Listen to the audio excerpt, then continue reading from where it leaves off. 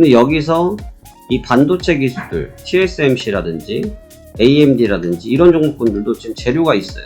지금 바이든 대통령께서 마지막 임기를 앞두고 또 칼을 뽑았어요. 무슨 칼을 뽑았냐? 지금 엔비디아와 AMD, AI 칩에 대해서 수출 규제를 더욱더 강화할 예정. 그래서 국가별로, 기업별로 AI 칩 판매를 제한할 것 하면서 뭔가 또 하나를 던지고 가는 분위기인 것 같습니다. 안녕하십니까. 파승왕 송대표입니다. 2025년도 1월 10일 금요일 현재 시간 오후 1시 35분 지나고 있습니다. 자, 오늘은 이제 한 주를 마감하는 금요일입니다. 금요일이고 지금 개장하면서 변동성이 다소 있는 것 같은데 결과적으로 지금 지수는 보합권에 있는 상태고요. 선물시장은 오늘 시장 우리 어떻게 봐야 될지 같이 한번 말씀 나눠보도록 하겠습니다. 먼저 미국 같은 경우는 어제 휴장을 했습니다. 이제 선물시장도 보통은 새벽 2시 반, 3시 반까지 하는 게 통상적이긴 한데 어제는 개장과 동시에 밤 11시에 그냥 휴장을 했습니다. 바로 휴장을 했고 11시 반입니다. 11시 반이고 이 휴장을 왜 했냐? 전직 대통령께서 돌아가신 것 때문에 국가애도의 날 지미 카터 전 대통령 장례식 때문에 휴장을 했어요. 시장이 어찌됐든 지금 분수령이거든요. 방향성에 있어서 굉장히 중요한 분수령인데 어찌됐든 진정이 되면서 방향성을 다시 한번 논의할 수 있는 그런 환경이 조성되어졌다까지는 언급을 드릴 수 있을 것 같아요. 이게 맞다 틀리다까지 말하기는 좀 이르고 지금 방향성을 재점검하는 시점인데 휴장을 하면서 오히려 좀 진정 국면은 보여줬던 것 같습니다. 오늘 저녁에 지표들을 좀 기다리는 눈치들이 보여주고 있는데 먼저 같이 한번 보시면 현재 증시가 하방 압력이 좀 있죠. 그 하방 압력을 이끌어낸 것 중에 가장 큰 것은 사실 10년물 국채금리가 가장 영향이 크다라고 볼 수 있습니다. 이 국채금리 같은 경우가 지금 급등을 한 이후에 추가적인 움직임들을 거의 가져가지 못한 상태에서 보시다시피 급등 이후에 추가 급등 시도했지만 시세는 반납을 했고 테스트 과정이 있어요. 그래서 지금 이 해당 추세를 아직 살려놓고 있다 보니까 국채 가격이 엄밀히 말하면 지금 높은 편이죠. 국채 가격대가 지금 높은 편이다 보니까 시장에서는 부담을 받을 수밖에 없죠. 안 그래도 기준금리를 어떻게 할지 몰라서 기준금리를 빠르게 올려 조정해주지 않을 것 같아서 하는 상황인데 그러다 보니까 국채금리가 올라갈 수밖에 없고 지금 트럼프 당선인이 이제 올해 이번 달에 취임하시는데 취임을 앞두시고 굉장히 강경한 발언들을 최근에 좀 이어가고 계십니다. 근데 이제 그런 부분들이 좀 약간 전쟁에 관련된 부분도 있고 계엄 비스무리한 것도 있고 지금 요즘 계엄의 나라도 아니고 계엄 얘기도 자주 나오고 그래서 지금 특히 이제 본인이 무역이나 관세에 대해서 취하기 위해서 병력 얘기까지 하는 판이니까 이게 시장의 불안감이 좀 있죠. 거기에다가 지금 연준 인사들의 인사권에도 개입을 할랑말랑한 발언들을 지금 하고 있어요. 그래서 전체적으로 지금 그동안은 어떻게 보면 꿈과 희망이 좀 가득했던 지난 12월이라고 하면 올해 초에 들어와서 이제 실무에 돌입하면서 좀 멘트가 좀 강해지고 있는 것도 있는 것 같습니다. 그런 부분들이 증시를 좀 갈팡질팡하게 만드는 요소이지 않을까 이렇게 생각이 들고 그러다 보니까 방향성이 지금은 중요한 시점이다. 여기서 만약에 한 번 더 밀렸다 하면 다우지수나 나스닥이나 하여튼 미국 주가 같은 경우는 여기서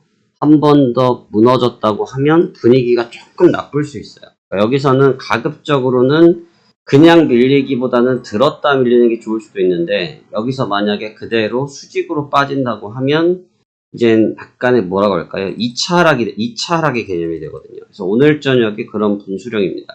그래서 2차 하락으로 갈 경우 주가는 생각 외로 더 하방 압력이 강력하게 걸릴 가능성이 있고 여기서 멈춘다고 하면 그래도 기술적으로 주가를 회복하려고 할 가능성이 높다라고 저는 평가를 하고 있습니다.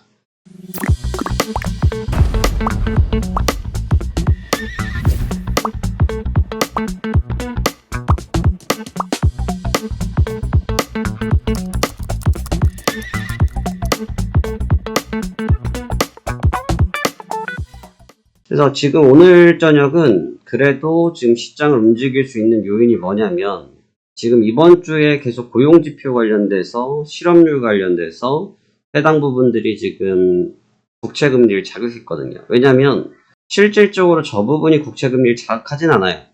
왜 안 하냐면 지금 시장 해석이 어떤 상황이냐면 고용시장이 너무 좋아. 그럼 미국의 경기는 너무 좋아. 미국의 경기가 너무 좋으니까 우리는 빨리 금리를 인하할 필요가 없어라는 논리로 이어지고 있는 단계거든요. 자, 그런데 그러한 가정이라고 놓고 봤을 때 지금 현재 고용지표에 관련된 데이터들이 사실 어떻게 보면 시장 친화적이라고 볼 수도 있지만 통상적인 데이터예요. 최근에 고용시장이 그렇게 나쁘지도 않고 미국의 경기가 갑자기 오늘 먹고 살만 했는데 밤새 무슨 도박을 한 것도 아니고 미국 경기가 내일 아침에 갑자기 미국 경기가 나빠질 가능성은 아주 희박하거든요. 근데 최근에 고용에 관련된 지표는 괜찮아요. 근데 오늘 저녁에 이 부분을 한 번 더 흔들 수 있는 비농업 지표가 나오고 실업률 지표가 좀 나옵니다.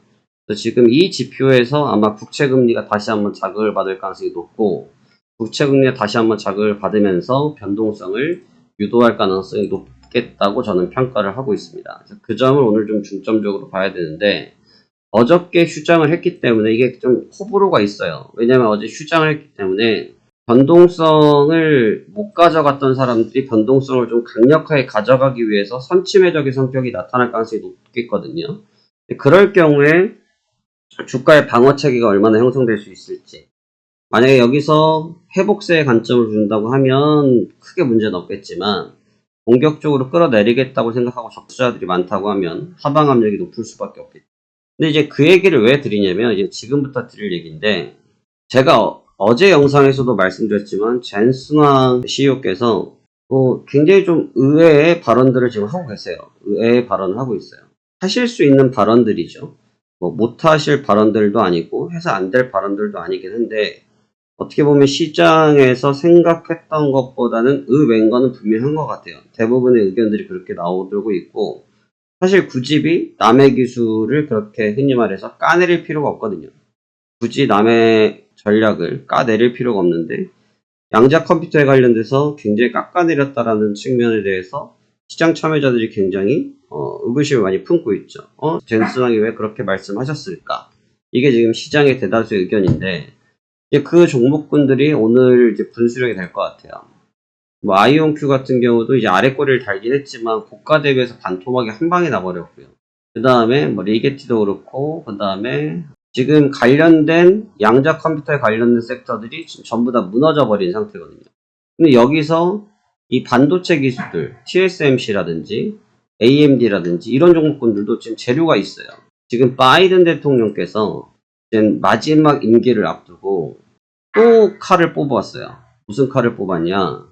지금 엔비디아와 AMD, AI 칩에 대해서 수출 규제를 더욱더 강화할 예정. 그래서 국가별로, 기업별로 AI 칩 판매를 제한할 것 하면서 뭔가 또 하나를 던지고 가는 분위기인 것 같습니다. 관련된 부분 역시 영향을 받을 수 있어요. 그러면 이제 양자 컴퓨터도 안 그래도 부담이고, 근데 양자 컴퓨터는 물론 눈에 보이지 않는 상황이기 때문에 주가가 고공행진하면서 좋은 모습을 봤지만 문제는 거기서 젠스왕이 야 15년은 뭐야 30년 걸려라고 치면서 주가가 더 자극을 받아버렸거든요. 근데 거기에다 대고 이제 AMD 칩들까지 영향을 받는다고 하면 과연 이런 투자 환경을 시장이 얼마나 잘 이겨낼 수 있을지. 그래서 현물들이 지금 주가만의 움직임이 아니라 현물 자체 움직임도 오늘 장에서 버티는지 못 버티는지에 해서 추세가 완전히 달라질 수 있어요. 이거는 일전에 제가 누구랑 비교해드리냐 브로드컴이랑 비교해드린 적이 있어요. 브로드컴 어떻게 말씀드렸어요?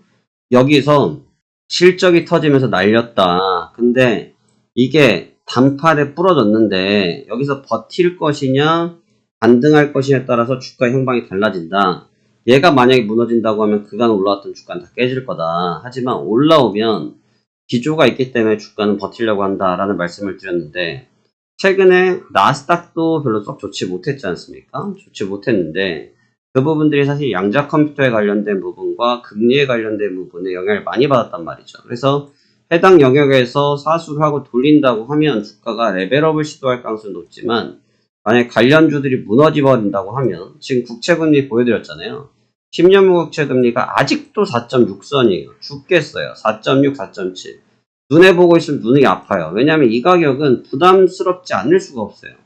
이게 4.8, 5.0까지 날리려고 할 거냐. 이거 지금 할 말이 없는 거거든요.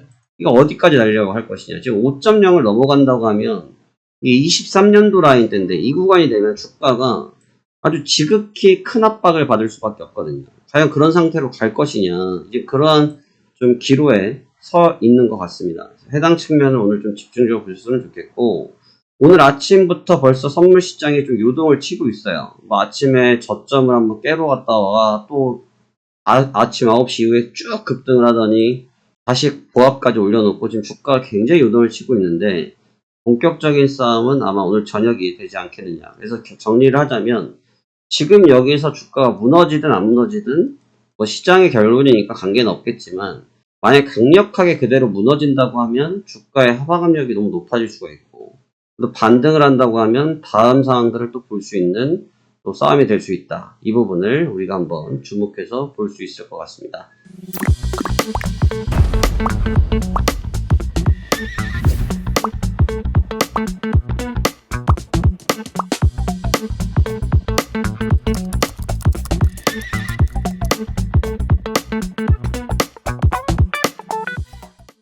자, 좋습니다. 이렇게 시장 관점 잘 활용해서 보셨으면 좋겠고요. 시장은 기회가 계속해서 있는 것 같습니다. 기회는 있는 것 같고, 지금 상황에서 봤을 때 주가가 이제 새로운 변곡점을 맞이하기 위한 움직임들을 주고 있는 상태에서 뭐 정치적인 불안이라는 표현은 좀 그런 것 같고, 정치적인 불확실성이라는 표현이 좀 맞을 것 같고, 그 다음에 금리에 대한 불확실성인데, 사실 FOMC 의사락도 오픈해봤지만 내용은 동일했습니다. 이미 예상됐던 내용들이기 때문에 이미 예상된 내용들이 오픈됐을 때 시장은 어떻게 반응할런지 이 부분을 좀 집중해서 같이 한번 살펴보셨으면 좋겠습니다. 자, 그러면 오늘도 또 남은 한 주의 마지막 거래일 잘 대응하셔서 좋은 결과 이루어지시길 바라겠습니다. 감사합니다. 파생왕 송 대표였습니다.